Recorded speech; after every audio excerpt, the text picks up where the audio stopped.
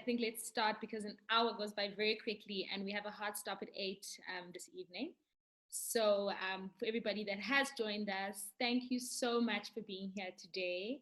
I'm so excited for our speaker that's joined us today, but I'd like everybody to turn on their cameras if they can, just in the beginning, just so we can do our sub-sessions welcome and kind of see some faces.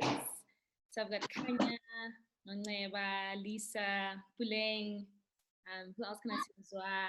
If we could put on some cameras just to see your faces. And I want to say thank you guys so much for joining the SIP sessions. This is the third SIP session, or my fourth one, I can't remember, third, I think.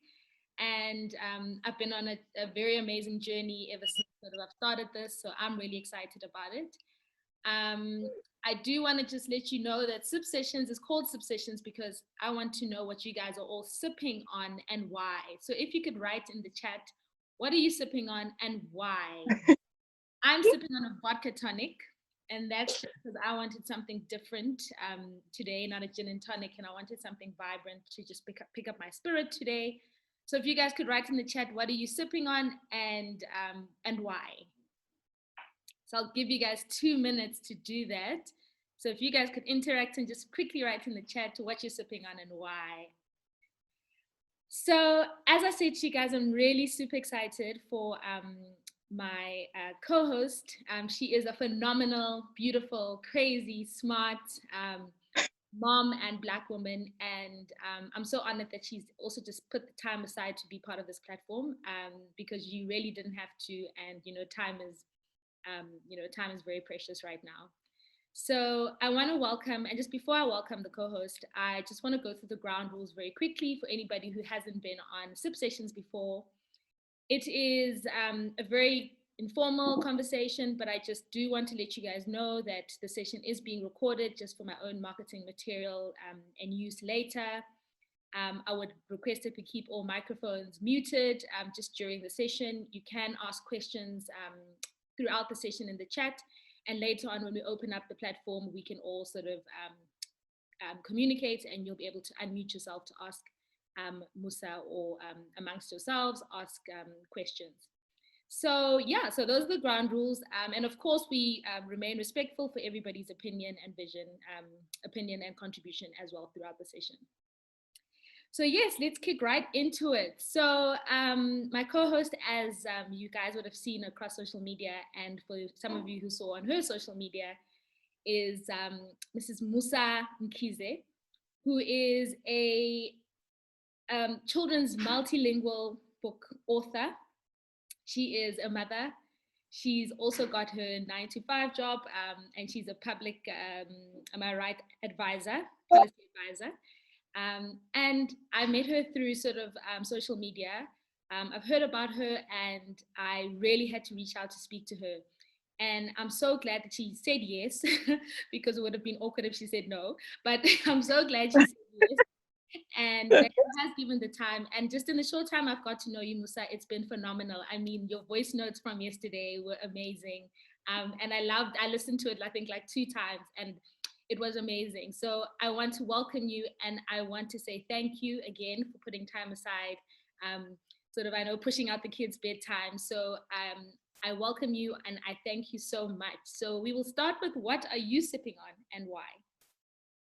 Hi, Nomzamo. Thank you so much for this. I'm really, really excited. I'm also quite nervous. Don't be. That it's going to be conversational, but I am sipping on one of my favorite teas. It's a Kenyan tea by Kericho. Very, very strong. I wish I was drinking something as strong as yours, but I actually... I opted for some tea because I really want to prepare to go to bed after this. Sure. I'm feeling quite, so. I hear you. Well, that's good. Well, cheers to you, and cheers to everybody who shared what they're sipping on. I saw Kanya's drinking chamomile tea, Puleng sipping on brutal fruit, yes. As well, drinking vodka tonic. So that's nice to see. Yeah. So Mosa, I think just to kick off the conversation, you know, yesterday I spent some time speaking with Tops just around sort of what is that one word, what is the redefining moment that we're facing now during lockdown? And not to put you on the spot, but sort of, does this feel like a redefining moment for you during lockdown?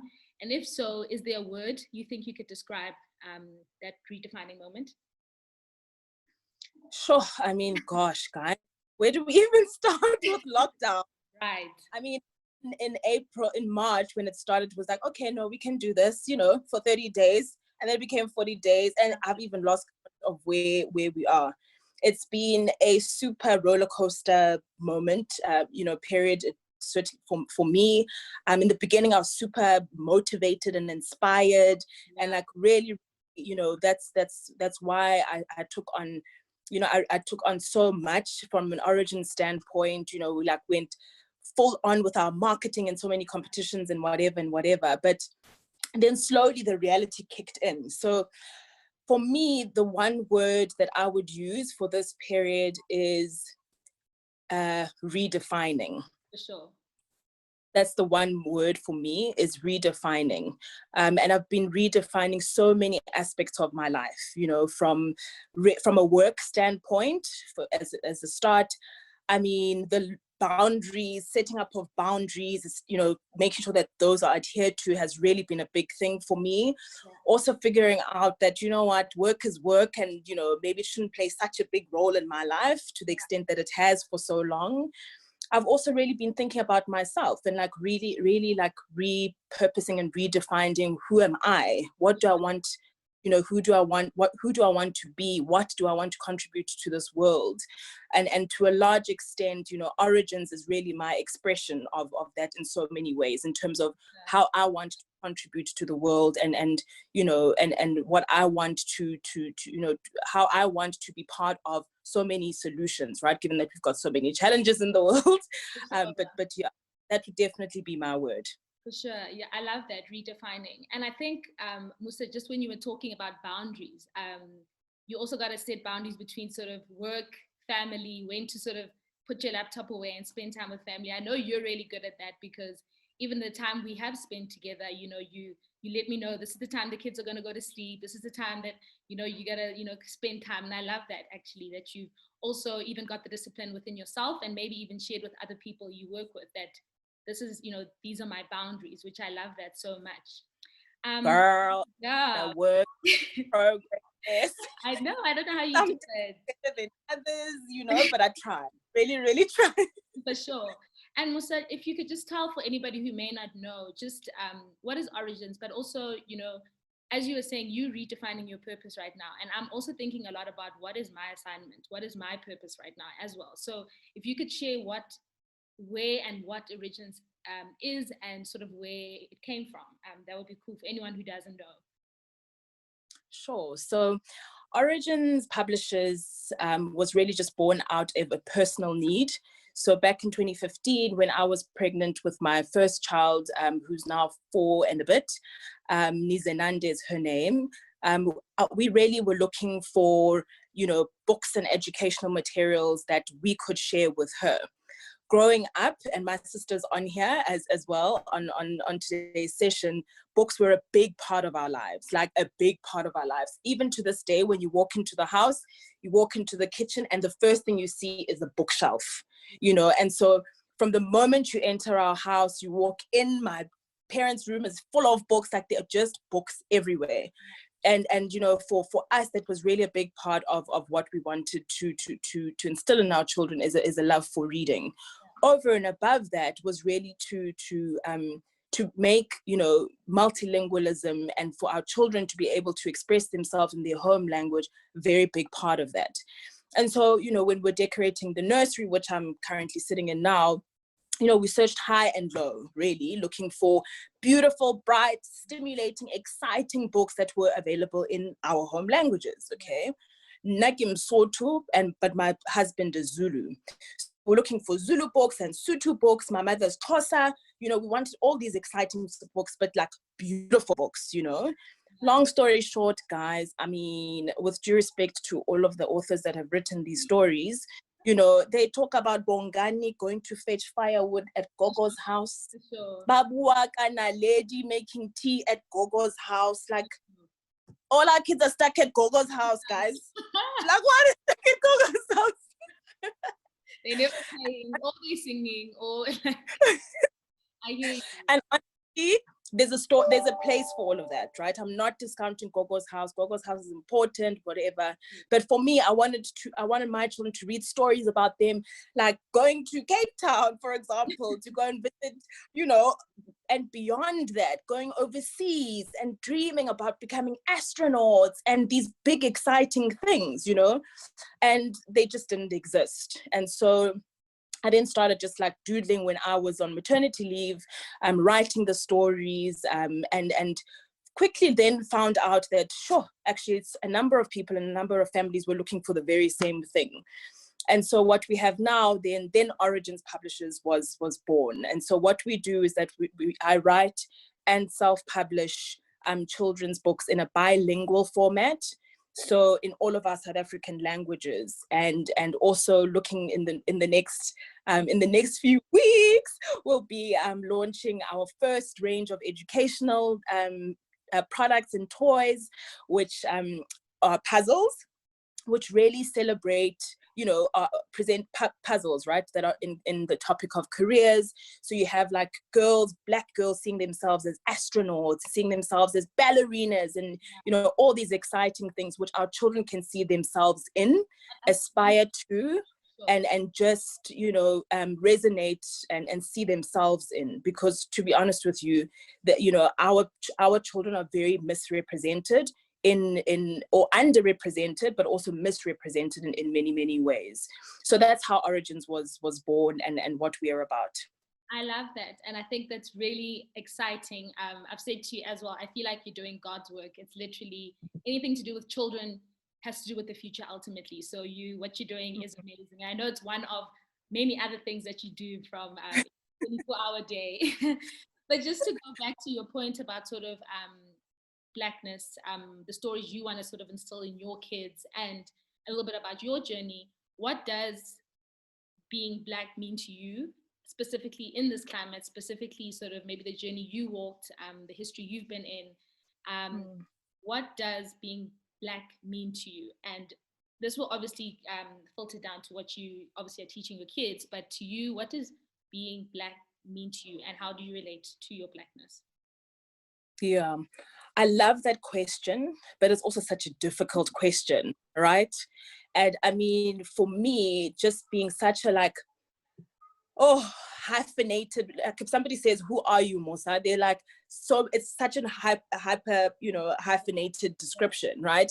So I'd say my name is Mosa, I'm a Black woman, I'm a this, I'm a that, like all with hyphens. Yeah. And for me, you know, part of explaining who I am as a Black woman also is hyper hyphenated, right?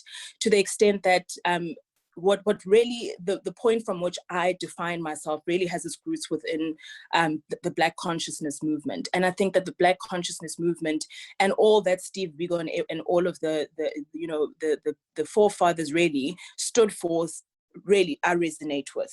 And really what it's about is just being so grounded in who you are, what you are, and really seeing yourself as an agent for change and creating a world in which the world that you see for yourself, right? And for me, in realizing that and seeing myself as an agent rather than a victim of like oppression and whatever, I really see myself as actually a person who needs to contribute to society and make the changes that I want to see.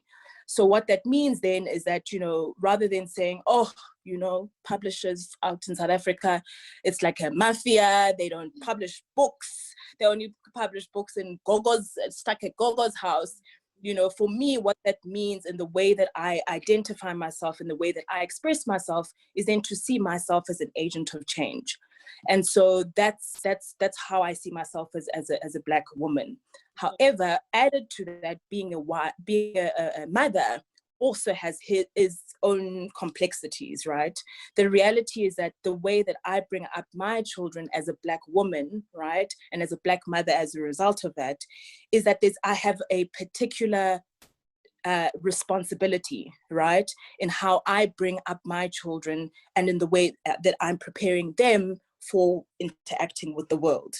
And so it's such a wonderful thing to be a Black woman.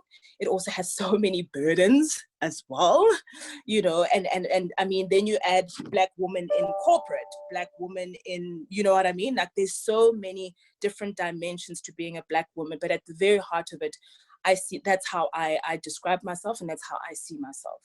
For sure. And I mean, you bring up a good point. So, I mean, Blackness has its own layers, and then being a Black woman has additional layers. So you almost carry sort of layer upon layer, and that's very important to unpack. And I think, right now with Black Lives Matter, it just seems like, everybody's trying to get back to their history, their roots, who they are, where they started, where their ancestors started. And I think right now, even for me, and why this topic was so important, was also for me to unpack that I'm Black, I'm Ndebele, I'm married into a Tswana family, I'm a Black woman, I'm this. So I've had to kind of think about, what does that actually mean? Because I didn't grow up in a very traditional or very multilingual home in that sense. I shared this day with Tops as well in our IG Live that my father only spoke English to us, but historically it was because education was important. Obviously the apartheid legacy comes with that as well, and our parents trying to put us through these really good schools. But now it's like I feel more of a need to connect to my roots, if that kind of makes sense. And I mean, you're doing that work now, but I want to know, what are the challenges? Because I can imagine that it's not easy being a publisher. It's not easy walking into sort of big publishing houses or trying to get people to buy into your vision around children's multilingual books, even in 2020. And if you could share a little bit of those challenges, then that would be cool. Yeah, sure. So, what I love about, just identifying with Black consciousness, right? It also, the principles around it are also around, as a collective, identifying and moving together and working towards that common objective. So I think for me, actually, one of the early challenges and barriers that I actually faced when I was even thinking about, okay, maybe I can actually do this myself, I reached out to so many Black women who published books, and none of them wanted to have a conversation. I was like, oh, guys, how are you gonna do this to us? Like, I mean, I was like, hi guys, like, I love your books, I bought them. They're like, can I have a chat with you? And then they're like, okay, what do you want to do? And I'm like, no, I really want to write a book. And then they're like, then they just like go AWOL. And I'm like, so I think for me, actually, before we a problem, right? That why do Black people not want to help? Why don't we want to help each other as Black people? Why don't we want to help each other? Can you imagine? We'd be so much stronger if we just, in the first instance, just worked together, right? Anyway, so that was the first kind of barrier that I experienced. The next one then was, after I had put together the written the book and everything, I searched for like an amazing illustrator. I found her, and she was so keen and so excited to be part of this, part of my book, etc. Then to kind of sense check whether I was actually on the right track, I reached out to a couple of publishers, and I was like, hey guys, my name is non-white publishers. I mean, guys, are there any Black publishers? Let's be honest. Publishers. The ones that do, they were part of the category that were like, okay, girl, do love Fatsi, you're gonna come and steal my shine, please. I'm quite happy being the only one, So anyways, eventually, after begging and pleading with them to have a conversation with these publishers, they said, okay, Mosa, no, we've Googled you. We can see you've done a lot in your professional life, etc. But nothing comes up about you writing books. So I was like, yeah, that's why I'm like so excited. Like, I'm so excited about this whole thing. And then eventually they said, okay, fine, because you're so good at nagging, I'm really good at nagging. They said, okay, 5 minutes. You'd be good at okay. Yeah. So I said, you know what, 5 minutes. So then I met with one a really established publishing house in South Africa. And they looked at the book, but before they looked at the book, they said, Mosa, I really want you to understand, no expectations, we're not going to publish you, etc., but we really just, want to meet because you've insisted on this meeting. And then they said to me, the reason why we actually don't want to, we don't want to publish because publishing vernacular languages in South Africa is very risky. Wow. Guys, risky was the word. I was like, risky? Risky to who? I'm like, in a population of like how many Black people, guys? I don't know, it's risky. Wow. So I was like, okay. So then I was like, anyway, here's my book, have a look at it. The lady looked at it and she was like, did you study? Pardon? White man always trying to bring us down. So she looked at the book and she like paged through it and she's like, did you study publishing? Like, whatever. So I'm like, no, I didn't. Like, this is all self-taught and whatever. And then she was like, just 5 minutes. Okay, this is now 45 minutes into our 5-minute conversation. She then comes back to me. She's like, I've got good news for you, Mosa. So I'm like, yes. And she's like, I'm ready to publish you. We're ready to publish. I'm like, oh, okay, what changed your mind? So she was like, no, for a long time, we've been trying to think of how to break into, like the Black languages, basically. And we've just haven't quite figured out how to do it. And the way that you've presented it in a bilingual format is really, really unique, and one that doesn't exist in the market. Like, quite frankly, it really doesn't. And then she was like, well, we want to publish you. So I was like, okay, that's great. But like, what will my royalties be? And she said, well, the best of the best get 12%, so that what we can do for you is 8% royalty. So I was like, 8% royalty for my content, my books, my content. Something that's ready to print. Gotta know, thanks. But anyway, I've got what I needed. What I really needed to know was whether I'm onto something. And based on your reaction, it seems that I am. And so for 4 years, I saved money, guys, because printing is so expensive. It's so expensive. I saved for 4 years. And then last year was then when we started, to make the books available. So there's so many barriers. Cost is a big one. Access to network is another. Just kind of a big one as well. Is just working on my own, encouraging myself, because at the best of times, it just seems like the world is literally on my shoulders. My friends, many of whom are on here, and Zako's here, Lisa's on here, have just been like, Mosa, keep going, keep going, keep going, keep going. And so multiple. Yeah. I commend you for that, because I think the hardest thing also is, like you were saying, people like to look at what you have done. And because you had never written a book before, or you hadn't sort of had the history of sort of being an author, you were almost selling a dream, and a wonderful dream, to people that, just needed to believe in you and give you that chance. And I think we all sort of face that. I mean, even in the workplace, even if you're starting a business, you may not have like a track record, but you just need somebody to believe in you, so you can just break into that industry. I am quite heartbroken that we still have Black women who kind of are still closing doors for each other. So that makes me very sad, especially after we've all been posting black and white pictures of ourselves. So many of which we don't even understand, guys. Like, some people, I'm like, do you guys even know what this thing is about? Exactly. So I commend you for your persistence and that you continued. But Mosa, just in some of the work that you are doing outside of your books, you work in sort of public policy, am I right? Correct, yeah, public policy. Is that sort of, does it have anything to do with sort of any kind of regulations or anything like that? Yeah, 100% everything to do with regulations. So in most of my jobs that I've worked in, and many of them more recently, has had to do with changing regulations. The most recent of which I think most of us can relate to, because we kind of see it every day, is prior to I worked at Uber for about close to 3 years, where the result of my kind of the work that I was responsible for resulted in the regulations changing to the extent that now we don't really, in the first instance, Uber was allowed to continue operating in South Africa, but also that's why you've seen such a significant decline in terms of, the violence that was, very targeted violence against Uber drivers, et cetera, et cetera. So basically what my job entails is, kind of working, doing government relations and stakeholder engagement with the view of changing regulations. and really just creating a bridge between the private sector and government. So why I ask, I don't know enough about sort of curriculum and schools and what sort of kids are being taught nowadays. But I think about myself and when I was going through school, and as you were talking about stories and how Black people were sort of portrayed in stories and language and culture, we grew up, and I'm sure you and I were similar sort of year around school.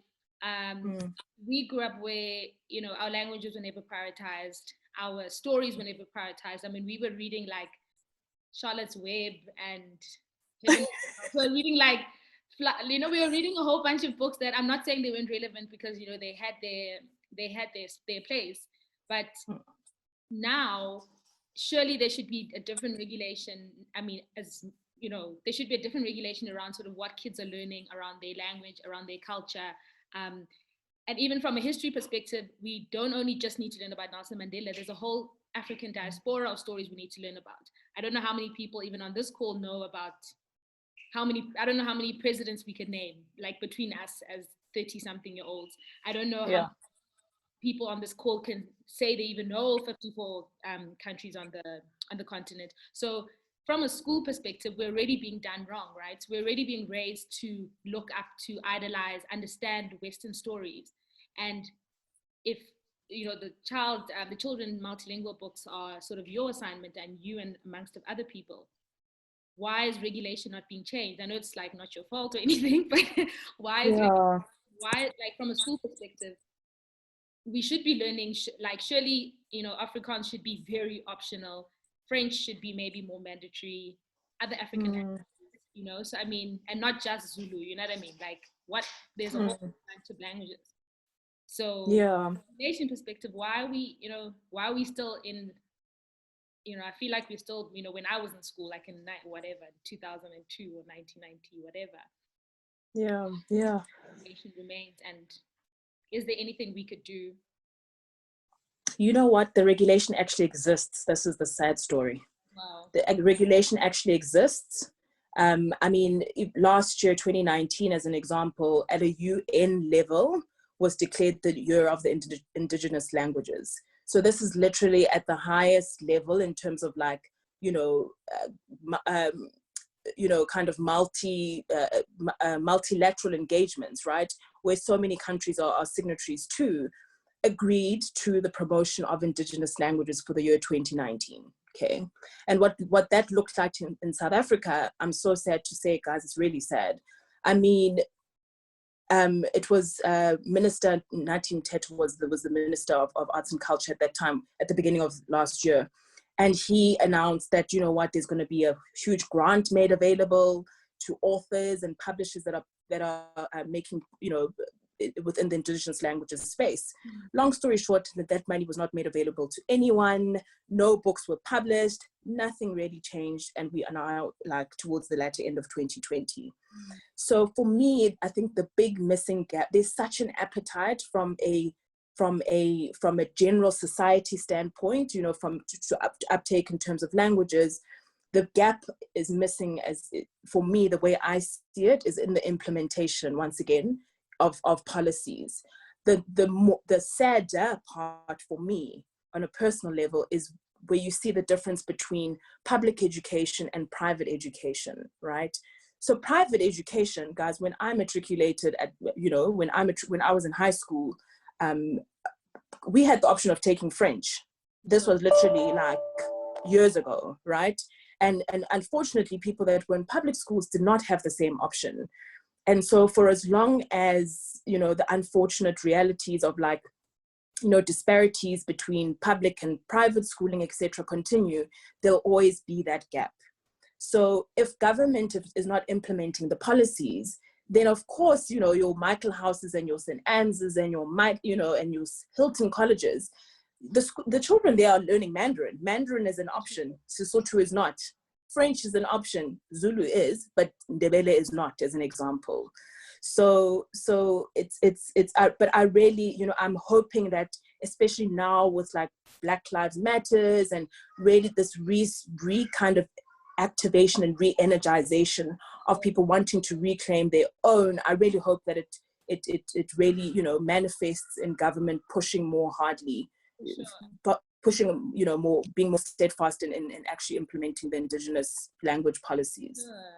And just from everybody who's on the call, if you could write in the chat, you know, what do you want, if you are a parent and a future parent, what do you want your kids to be taught at school? If you could press a button, what's the one thing you'd want your kids to be taught? If you could write in the chat, that would be also very cool to see, because you're the ones paying the school fees ultimately. But also, you know, Mosa, you're making this your business also because this is the world you want your kids to grow up in, right? Ultimately, you want them to grow up in a world where they recognize, you know, stories, they turn on the TV, they see themselves, and in aspiring sort of positions, not sort of where we used to turn on the TV in Africa used to be like, you know, kids that like abahlapa, or they run or like, you know, like something that's just, we're always just fun. We do run after cars and we do sing, and you know, but we also do other things. We also, you know, we go on planes and we become accountants and pilots and all sorts of amazing things. So yeah, if you guys could write in the chat, what is the one thing you wish your kids could be learned, what your kids could learn at school? But Mosa, for me, just, I feel as if I have a younger brother, just for everybody on the call, who's turning 14.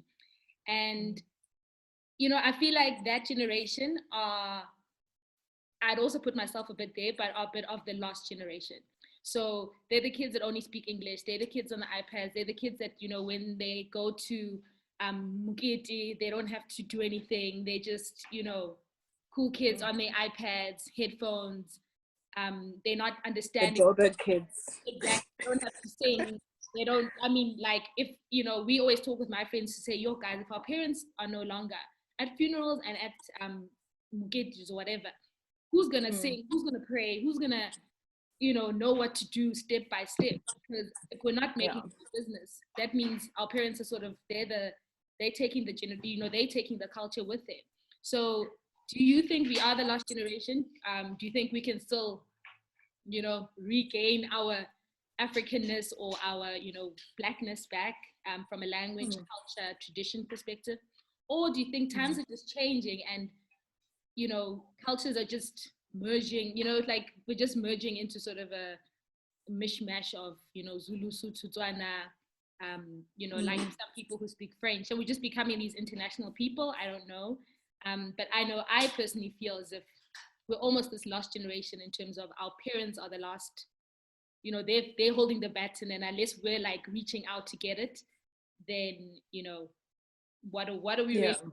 And like I was saying, the 14, 13 teenagers that are growing up now, what, you know, they're really the Western or the, you know, the Joburg kids, as you call them. Are we the lost?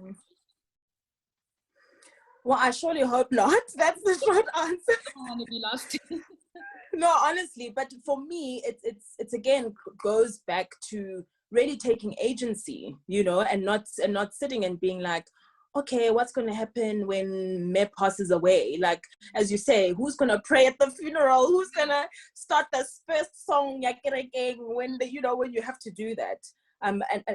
But you know, the reality is that more and more with urbanization, with globalization, of course, there is more and more of a merge in terms of society, etc., etc. So we need to really, as Black people, take a very active role in wanting to uphold that, right? So as an example, you know, it won't help much if on an individual level, you know, the reality, you know, let me give a practical example. The reality is that for me, when I was growing up, we used to go to my grandmother's house, as an example, on my paternal side, almost every Sunday. So we would wake up, go to church. After church, we all know we're going to Khono's house, you know?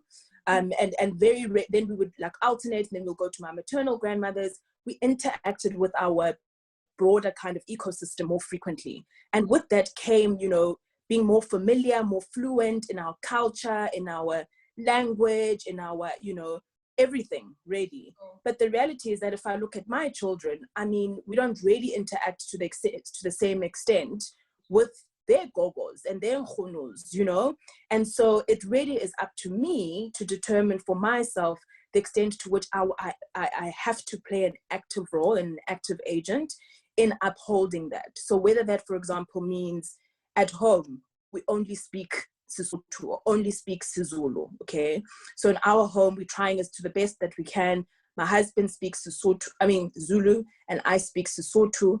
And the idea is that, you know, they'll only speak English at home. At school. And so it's about taking those active, you know, decisions. A beautiful, low touch, but high impact thing to do is to read, guys. We've got such beautiful stories. And nowadays, like, people are really putting in such producing such amazing work, you know. I look, for example, it's actually quite funny. So about a couple of days ago, I decided I want to do my hair, right? I was feeling like lockdown. I'm not taking care of myself. I need to do my hair. I looked at myself in the mirror. I was like, Mosa, is this you? So anyway, I decided to do my hair. And then my daughter came up and she was like, yo, she also wants to do her hair. After doing her hair, she's like, oh, mama, my hair's like Chloe's. You're like, whoa, it's Chloe. So I was like, right, let's go and get the book that talks about black hair. And that's the thing. And that's another thing, you know, about race as well, is that, like, have we learned to self-love ourselves? I'm okay with, like, having, you know, my pom-poms, or I want to have long hair like Jessica. You know, are we embracing that our skin is darker? Our skin is, you know, different. You know, our hair is different. It's nappy, like, it gets wet and it just, you know, our hair is, you know. And I think just it's interesting because even self-love is important, because if we don't love ourselves, we're constantly aspiring for a Western dream. Do you get what I mean? So we like, okay, cool, we're black people, but we're still trying to be like Carol or Jess or Chloe, you know? So I think it's really important. Sorry, I want to actually give everybody some time to interact with you, because I could talk to you forever. But I'm going to ask, just so I can see, we're going to open up for some questions, guys. So if I could ask you guys to, I'm going to see if I can see people's raised hands. But if you'd like to ask a question, please could you raise your hand, or you could just unmute yourself and ask Mosa a question. Please, guys, go for it. Is somebody unmuting? Let's see. Hey, Mosa. Hi, Nkatelko. How are you? I'm good, man. I'm so excited. My heart is about to beat out of my body. Oh, man, I'm so happy to hear that. I love this topic that you guys are covering. I got so excited from yesterday when we were on that SIP sessions live.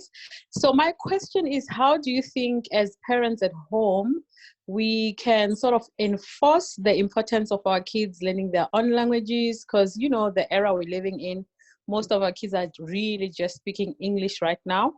And because, you know, like I'm Shangan and their dad is French. So English being a common sort of language that we can use at home. And also, I think what is very key, and I would love to hear both of you, your opinion on how do we teach our kids that who they are, Black, Sotho, Ndebele, Shangan, is important. Because I see a lot of kids saying, oh, but I want to be white, I want to speak English, and speaking their home language is looked at as something that is of a lesser importance. Thank you. Yeah. We wish we could see the beautiful face, Nkateko. Oh, I'm just like in a very dark place. My picture is there though. I'm so cute.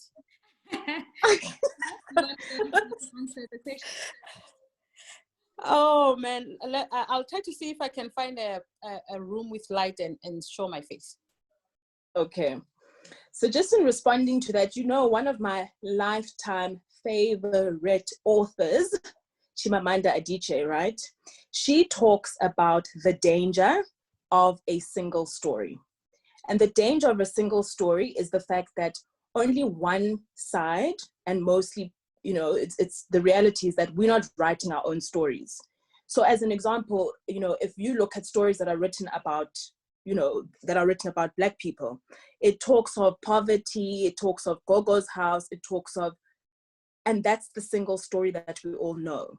To take it across the continent, when people talk about Africa, everything that you read in the news, everything that you see in social media talks about this God-forgotten continent, you know, a land of despair, a land of, you know, corruption and all of that. That's the danger of the single story. And that's the only story that's been written about Black people. And so what I have honestly just realized is honestly part of God's calling for me and the purpose of my life is to be part of offering a different story, and a story that is still based on fact, but that is very different to the story that we all know about.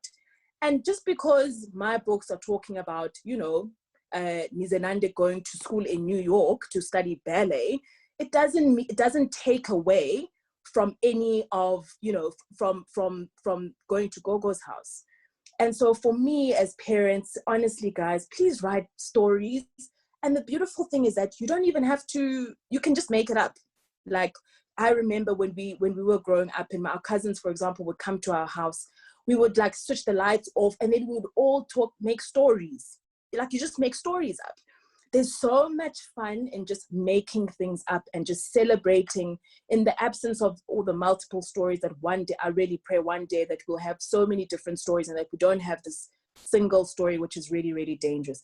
Make stories up, make songs up. Please follow the Origins Publishers page because you guys can actually see the extent to which I literally just make up songs. I literally just make up songs. Yeah. And you can do the same with stories, you know? And just on the language point, you know, there's so much research and literature that actually shows how smart children actually are. In many ways, we actually, you know, kind of limit them. So the research says that up until 8, children can learn so many different languages. But unfortunately, the myths out there are that, no, you're going to confuse your child. She can only learn one language. And a little thing, it must be English. So really, my advice is, please talk the language that you talk, Mewaka, to your child, and the dad can talk another language, and Ausi must speak another language. And honestly, the child just assimilates all of those different languages. It's so important. And the window is up until 8. It doesn't mean after 8 they stop, but it's just that the absorptive capacity to learn is really, that window is like absolutely critical and absolutely important. So that would be my words of advice. Make up stories, make up songs, and just have so much fun with it. And honestly, just speak your language with your child, and speak and speak and speak and speak, and be insistent, because many of the times they will still want to respond in English. Like I've realized with my kids, they've started to just like insist. I'll be like, Nize go mona, and she'll be like, no, mama, and I'm like, no, Nize go. And she'll be like, Mommy, you mean come here? And I'm like, no, Kize go. That's so funny. Oh my God, that's like my brother, basically. Yeah. In the group, do you mind just in the chat, could you just write that, or somebody wrote it, I think, the TED Talk, or someone wrote it. Okay, no problem. Yeah, it's just called The Danger of a Single Story by Chimamanda Adichie. Perfect. No, someone. Yeah. I see Debucho, my brother-in-law Malusi's hand is up, so I'll give him the platform. Dumelang. Hi, hold on, I'm Debucho. getting feedback.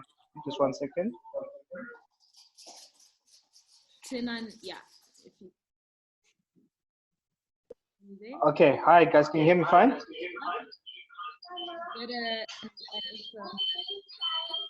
Okay, Zami, go to the next person. I just want to sort out my devices. Okay, no problem. That's cool.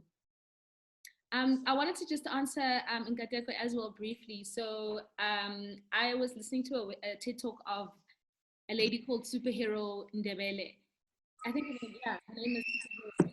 So she's, you know, following a lot about the Ndebele culture. She's in Ndebele.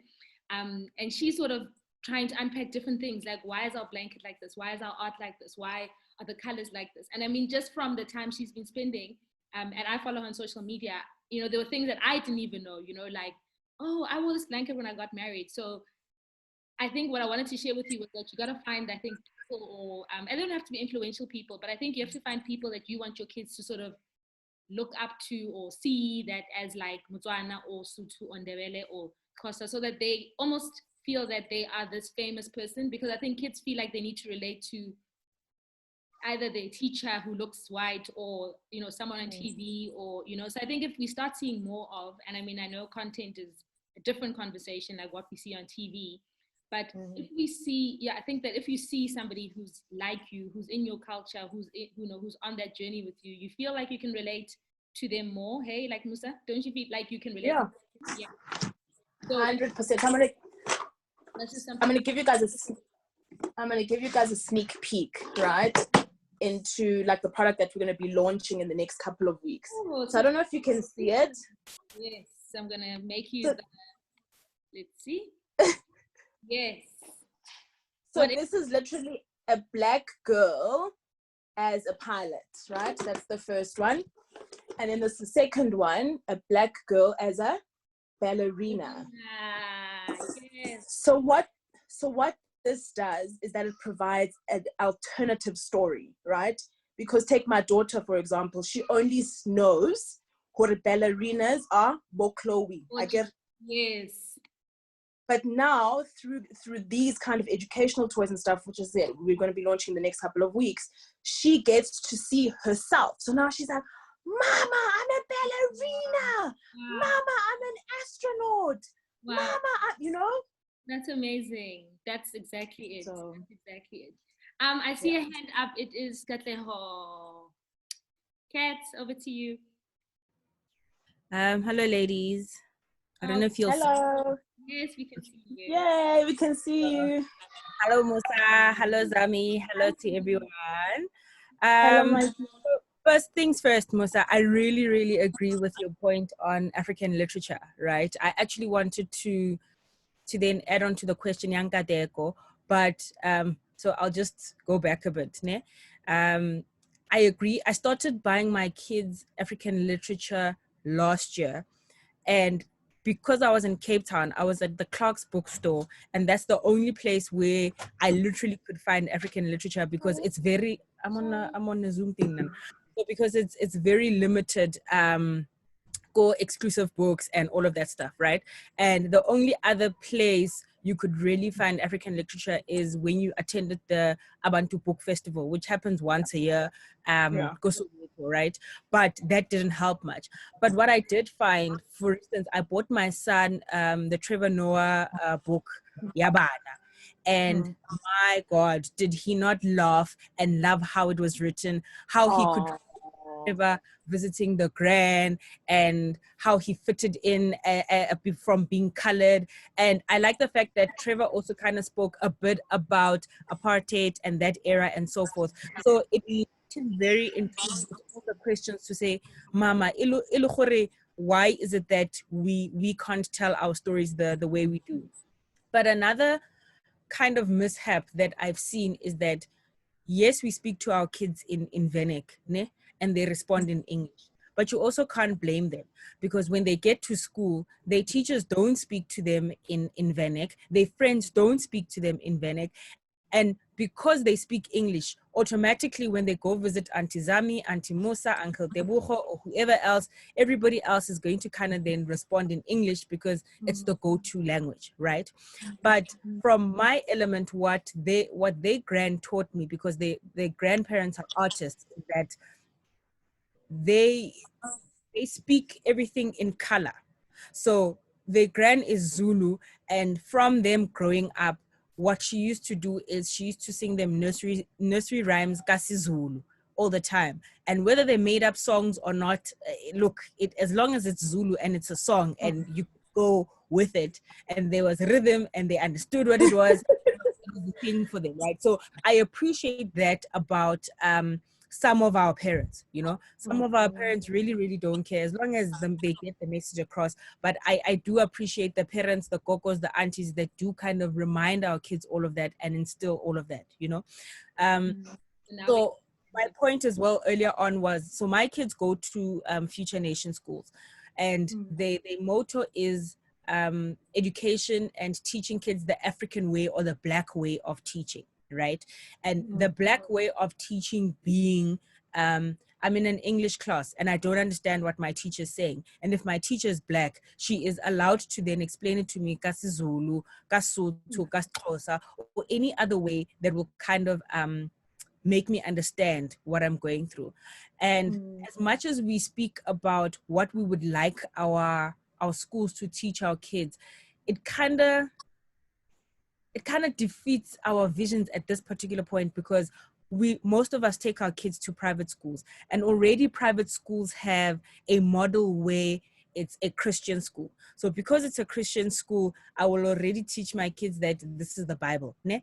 I will only have Zulu and Afrikaans as part of the languages because that's what we've done over the years. And I'm not sure if the governing body or the leaders at the top, I don't know who the leaders are, right, are open the innovation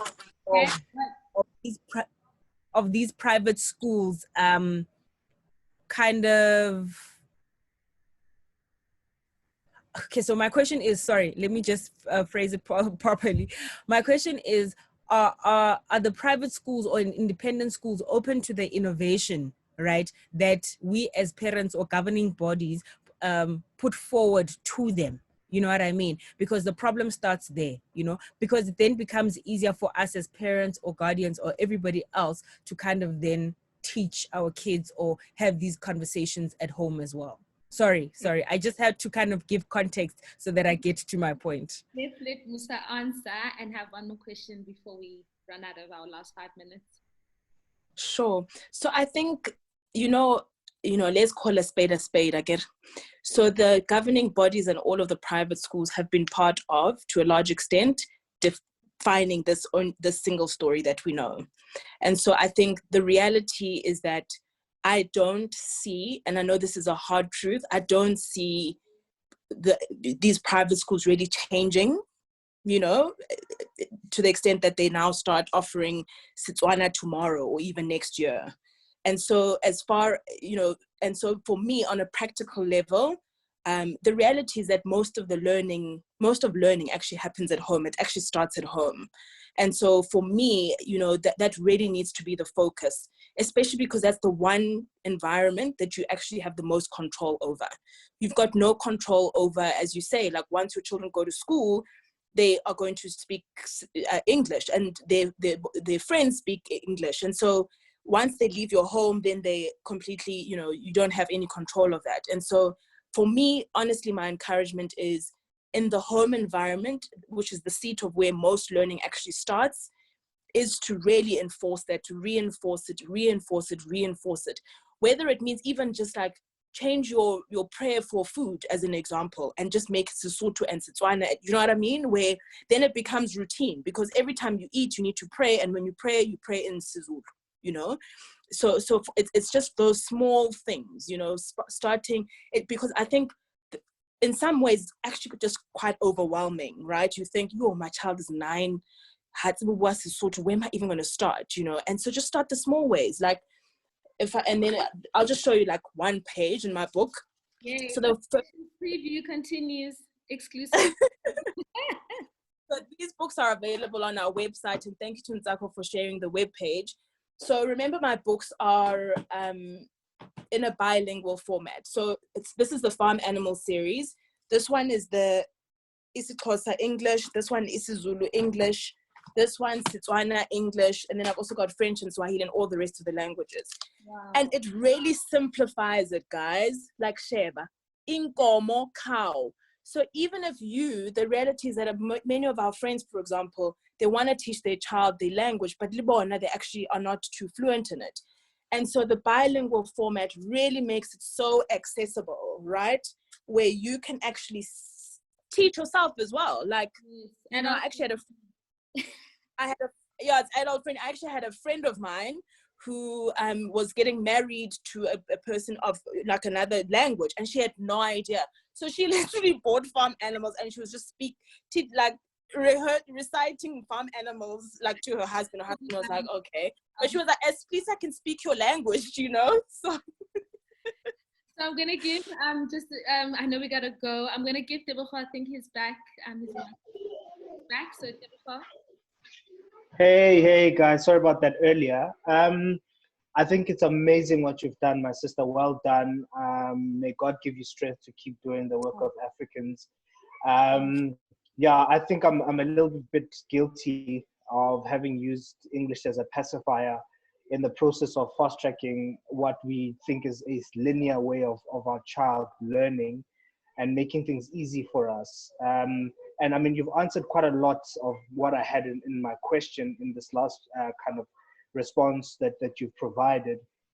But I think what I'm struggling with my wife is how to balance the process of teaching kids and creating a space of learning whilst being these high performing professionals that are supposed to be taking on the world, you know, creating, you know, political structures and companies and boards, you know, literally saving the world while trying to safeguard your family. I'm finding that to be extremely difficult. And so we use Netflix and we use iPads and we use coloring books to kind of pacify our children so that we can get on with getting on.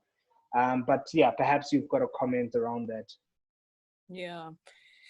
Sure, Tebogo, that's just the reality of our, you know, of our current situation, right? And I think that with all of us being stuck at home, we really don't have a choice, right? We all stuck.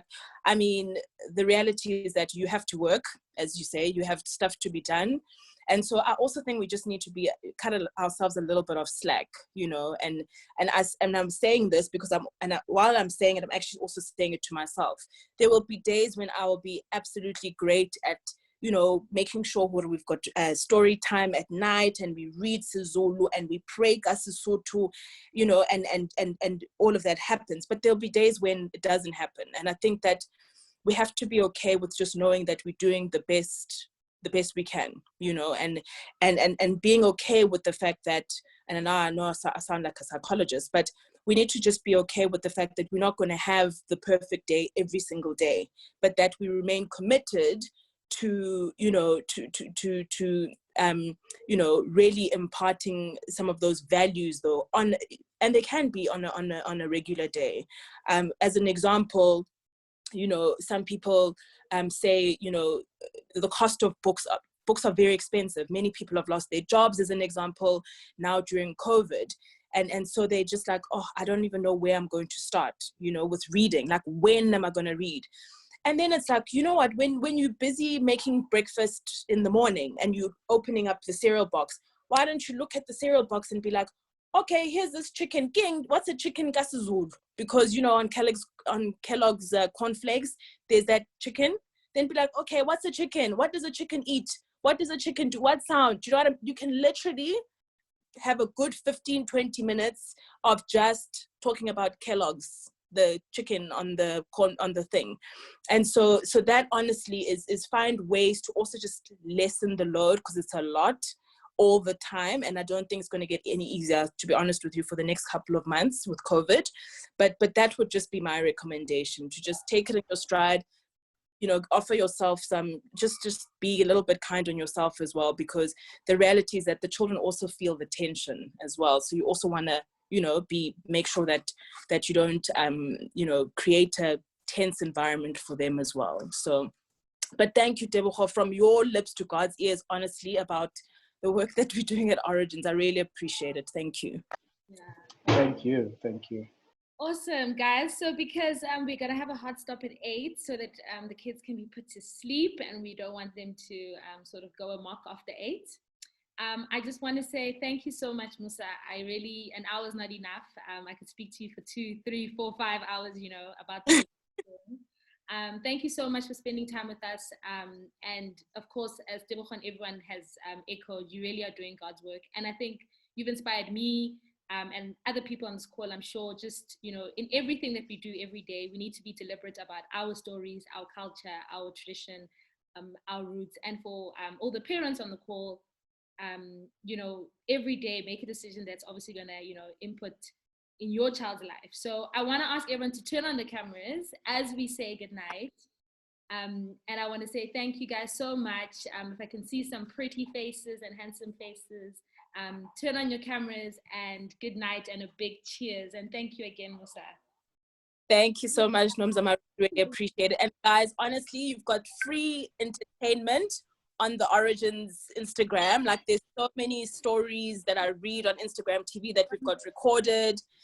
There's so many songs that we sing, and literally you can just recite them with your children. So please follow our pages and check out all of the books that we have.